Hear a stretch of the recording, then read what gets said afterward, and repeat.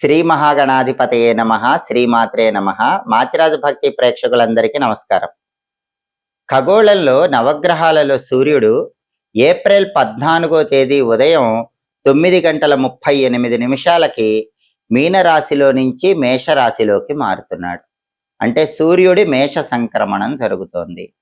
అలా మారిన సూర్యుడు మళ్ళీ మే 15వ తేదీ ఉదయం 6:28 మేషరాశిలో నుంచి వృషభ రాశిలోకి మారతాడు. వృషభ సంక్రమణం జరుగుతుంది. అంటే ఏప్రిల్ 14వ తేదీ ఉదయం 9:38 నుంచి మే 15వ తేదీ ఉదయం 6:28 వరకు సూర్యుడు మేషరాశిలోనే ఉంటాడు. సూర్యుడు మేషరాశిలో ఉండటం అనేది ద్వాదశ రాశుల వారికి ప్రత్యేకమైన ప్రభావాన్ని కలిగింపజేస్తుంది. ఈ సూర్యుడి సంచారంలో మార్పు, అంటే సూర్యుడు మీనరాశిలో నుంచి మేషరాశిలోకి రావటం అనే ఈ మార్పు ద్వాదశ రాశుల వారికి ఎటువంటి ఫలితాన్ని కలిగింపజేస్తుందో, సూర్యుడి మేష సంక్రమణం ఏ రాశులకు అనుకూల ఫలితాలు ఇస్తుందో, ఏ రాశులకు వ్యతిరేక ఫలితాలు ఇస్తుందో, అనుకూల ఫలితాలు రెట్టింపు చేసుకోవాలంటే, ప్రతికూల ఫలితాలు పూర్తిగా తగ్గింపజేసుకోవాలంటే సూర్యుడి అనుకూలత సంపూర్ణంగా ద్వాదశ రాశుల వాళ్ళు ఈ సమయంలో పొందాలంటే ఎటువంటి శక్తివంతమైన సూర్య సంబంధమైన పరిహారాలు చేసుకోవాలో, సూర్యుడి మేష సంక్రమణ ప్రభావం సంపూర్ణంగా ద్వాదశ రాశుల మీద నెల రోజుల పాటు ఏ విధంగా ఉండబోతోందో ఈ వీడియోలో మనం తెలుసుకుందాం. తదుపరి కన్యారాశి. కన్యారాశి వాళ్ళకి సూర్యుడి మేష సంక్రమణం వల్ల ఏర్పడే ఫలితాలను పరిశీలించినట్లయితే కన్యారాశి నుంచి లెక్కబెట్టినప్పుడు కన్యా, తుల, వృశ్చికం, ధనుస్సు, మకరం, కుంభం, మీనం, మేషం. సూర్యుడి సంచారంలో మార్పు జరిగిన మేషరాశి కన్యారాశి వాళ్ళకి 8వ రాశి అవుతుంది. అంటే సూర్యుడి మేష సంక్రమణం కన్యారాశి వాళ్ళకి 8వ స్థానంలో ఏర్పడింది. ఈ 8వ స్థానాన్ని అష్టమ స్థానం అంటారు. జ్యోతిష శాస్త్ర గోచార గ్రంథాల ప్రకారం జన్మరాశి నుంచి 8వ స్థానంలో సూర్యుడు ఉంటే ఆ సూర్యుడు వ్యతిరేక ఫలితాలు ఇస్తాడు. కాబట్టి ఏప్రిల్ 14 నుంచి మే 15 వరకు కూడా కన్యా రాశి వాళ్ళకి అష్టమం 8వ స్థానంలో సూర్యుడు వ్యతిరేక ఫలితాలు ఇస్తాడు.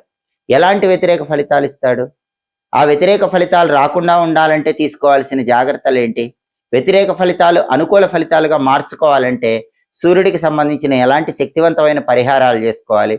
ఈ విషయాలు పరిశీలిస్తే 8వ స్థానంలో ఉన్న సూర్యుడు ప్రధానంగా జీర్ణశక్తి మందగించేలాగా చేస్తాడు. అంటే కన్యా రాశి వాళ్ళకి ఏప్రిల్ 14 నుంచి మే 15 మధ్యలో డైజెటివ్ ప్రాబ్లమ్స్ వచ్చే అవకాశం ఉంది, గ్యాస్ట్రిక్ ప్రాబ్లం వచ్చే అవకాశం ఉంది. కాబట్టి జీర్ణశక్తి పెరగాలంటే దానికి సంబంధించిన పీచు పదార్థాలు ఆహారంలో ఎక్కువగా స్వీకరించాలి. అలాగే ఉదర సంబంధమైనటువంటి అనారోగ్యాలు వచ్చేలాగా 8వ ఇంట్లో ఉన్న సూర్యుడు కన్యా రాశి వాళ్ళకి ఫలితం ఇస్తూ ఉంటాడు. కాబట్టి కన్యా రాశి వాళ్ళు ఉదర సంబంధ అనారోగ్యాలు రాకుండా జీర్ణశక్తిని పెంచుకునే విధంగా ఆరోగ్య నియమాలు పాటించాలి. అలాగే 8వ ఇంట్లో ఉన్న సూర్యుడు కన్యా రాశి వాళ్ళకి ఏం చేస్తాడంటే వ్యాపార భాగస్వాములతో వివాదాలు వచ్చేలాగా చేస్తాడు. కన్యా రాశి వాళ్ళు ఎవరైనా సరే పార్ట్నర్షిప్ బిజినెస్ చేస్తూ ఉంటే ఆ పార్ట్నర్స్తో గొడవలు అయ్యేలాగా అష్టమ సూర్యుడు కలిగింపజేస్తూ ఉంటాడు. అలాగే పార్ట్నర్స్ తో గొడవలు రాకుండా పార్ట్నర్షిప్ బిజినెస్ జాగ్రత్తగా చేసుకునే విధంగా కన్యా రాశి వాళ్ళు అడుగులు వేయాలి, ఆ జాగ్రత్త తీసుకోవాలి. అలాగే 8వ ఇంట్లో ఉన్న సూర్యుడు బంధుమిత్రులతో వైరాన్ని కలిగింపజేస్తాడు. కాబట్టి సూర్యుడు అష్టమంలో ఉన్నాడు, బంధువులతో గొడవ రాకూడదు, మిత్రులతో గొడవ రాకూడదన్న జాగ్రత్తతో బంధువులతో మిత్రులతో జాగ్రత్తగా మాట్లాడే ప్రయత్నం చేయాలి. అలాగే మనోవ్యాకులతను కలిగింపజేస్తాడు, మానసిక చింతను కలిగింపజేస్తాడు. ఏదో ఒక చింత, ఏదో ఒక బాధ మనస్సుకు కలిగింపజేస్తూ ఉంటాడు. కాబట్టి సాధ్యమైనంత వరకు అష్టమ సూర్యుడి ప్రభావం ఉంది కాబట్టి మనసు ప్రశాంతంగా ఉంచుకునే ప్రయత్నం కన్యా రాశి వాళ్ళు చేయాలి. అలాగే చిన్న చిన్న ప్రమాదాలు జరిగే అవకాశం కూడా ఉంది. వాహనాల మీద వెళ్ళేటప్పుడు కన్యా రాశి వాళ్ళు తస్మాత్ జాగ్రత్త. ఎందుకంటే మీకు నెల రోజుల పాటు ఏప్రిల్ 14 నుంచి మే 15 వరకు సూర్యుడు అష్టమ స్థానంలో ఉన్నాడు. బండి మీద నుంచి కింద పడటం, కారులో వెళ్ళేటప్పుడు కారుకి ఎవరైనా డాష్ ఇవ్వటం, దానివల్ల చిన్న చిన్న దెబ్బలు తగలటం, ఇలాంటివి జరిగే అవకాశం ఉంది. కాబట్టి కన్యా రాశి వాళ్ళు ఈ సమయంలో ప్రయాణాలు చేసేటప్పుడు అప్రమత్తంగా ఉండాలి. వాహన ప్రమాదాలు జరగకుండా తగిన జాగ్రత్తలు తీసుకొని ప్రయాణం చేస్తూ ఉండాలి. అలాగే వాహనం నడిపేటప్పుడు అతి నమ్మకం అనేది ఈ సమయంలో అస్సలు పనికిరాదు అని జ్యోతిష శాస్త్రంలో చెప్పారు. ఎందుకంటే సూర్యుడు 8వ స్థానంలో ఉన్నప్పుడు వాహనాల మీద వెళుతున్నప్పుడు విపరీతమైన అతి నమ్మకం వల్లే ప్రమాదాలు జరిగే అవకాశం ఉంటుంది. అదే హానిని కలిగింపజేస్తుంది. కాబట్టి కన్యా రాశి వాళ్ళు ముఖ్యంగా గుర్తుపెట్టుకోవాల్సిన విషయం ఏంటంటే, తరచుగా వాహనాల మీద వెళ్లే కన్యా రాశి వాళ్ళు ఏప్రిల్ 14 నుంచి మే 15 మధ్యలో అతి నమ్మకం వద్దు. బండి మీద కానీ కారులో కానీ చాలా జాగ్రత్తగా వెళ్ళండి. అప్పుడే వాహన ప్రమాదాలు జరగకుండా వాటి నుంచి బయటపడవచ్చు. ఈ రకమైన సమస్యలు సూర్యుడు 8వ స్థానంలో కలిగింపజేస్తాడు. కాబట్టి వీటి నుంచి బయటపడాలంటే సూర్యుడికి సంబంధించిన శక్తివంతమైన పరిహారాలు కూడా కన్యా రాశి వాళ్ళు చేసుకోవాలి.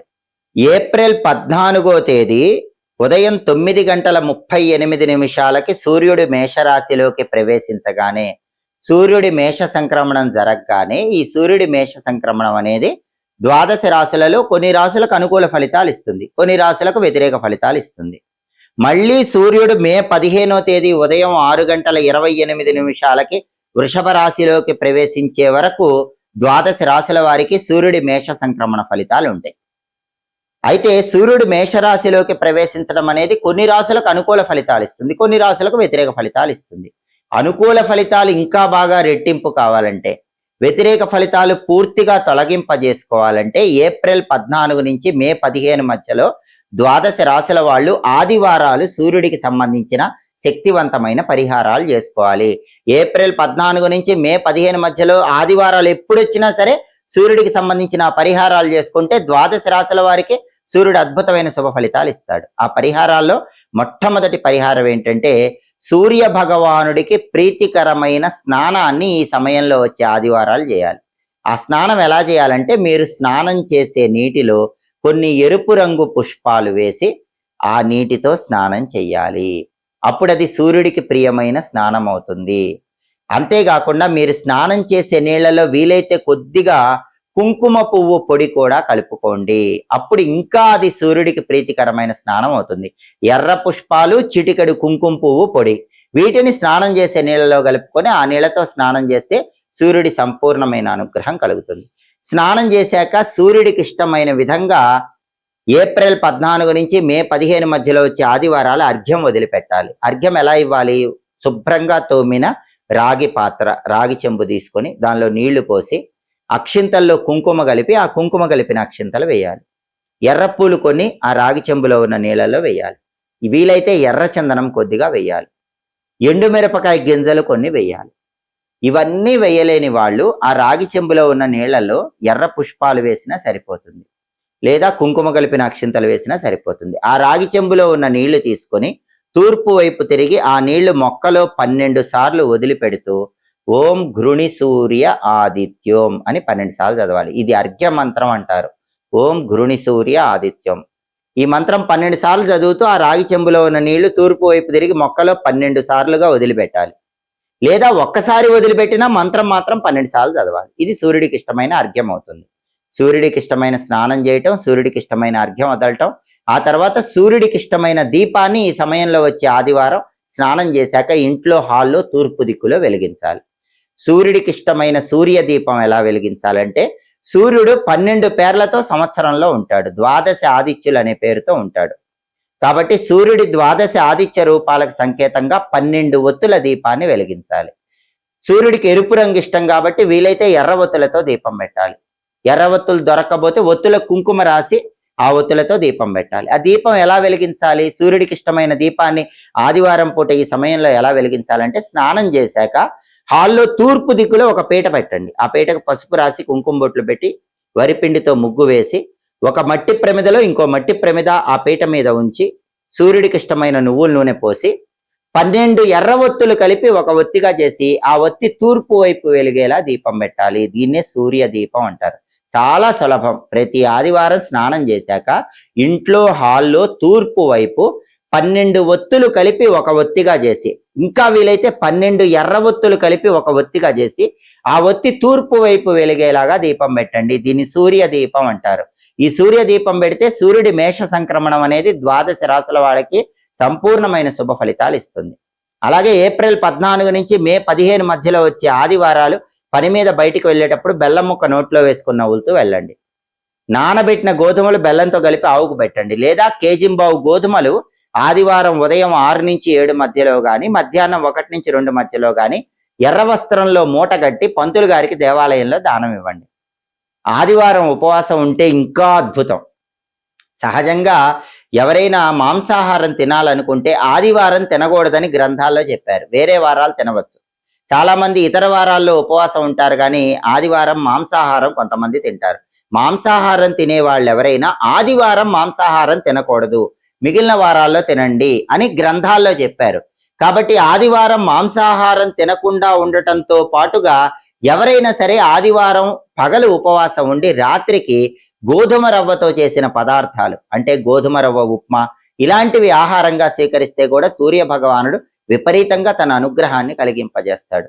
లేదా గోధుమ పిండితో చేసినటువంటి చపాతీ లాంటివైనా సరే ఆదివారం రాత్రిపూట ఆహారంలో స్వీకరించండి. పగలు ఉపవాసం ఉండి రాత్రికి గోధుమలతో చేసిన పదార్థాలు తింటే ఈ రవిగ్రహ ఉపవాసం అనేది కూడా రవి మేష సంక్రమణం సంపూర్ణంగా అనుకూల ఫలితాలు ఇచ్చేలాగా చేస్తుంది. ఈ పరిహారాలలో ఏ పరిహారం వీలైతే ఆ పరిహారం చేసుకోండి.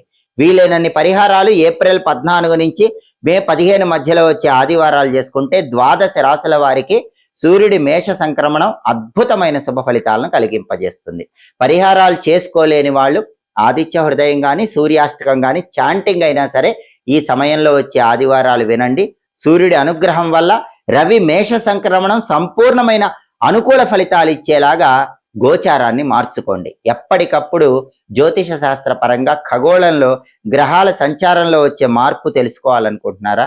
ఆ మార్పు ద్వాదశ రాశులలో ఏ రాశులకు యోగిస్తుందో, ఏ రాశులకు యోగించదో తెలుసుకోవాలనుకుంటున్నారా? అలాగే ద్వాదశ రాశుల వారు గ్రహాల సంచారంలో వచ్చే మార్పును బట్టి పాటించాల్సిన పరిహారాలు తెలుసుకోవాలనుకుంటున్నారా? అయితే మాచిరాజు భక్తి ఛానల్ తప్పకుండా చూడండి. మా వీడియోస్ మీకు నచ్చినట్లయితే మా ఛానల్ లైక్ చేయండి, కామెంట్ చేయండి. మా ఛానల్ వీడియోస్ 10 మంది మిత్రులకు షేర్ చేయండి. మా ఛానల్ సబ్స్క్రైబ్ చేసుకోండి. పక్కన ఉన్న బెల్ సింబల్ నొక్కటం మాత్రం మర్చిపోకండి. సర్వే జనాః సుఖినో భవంతు. స్వస్తి.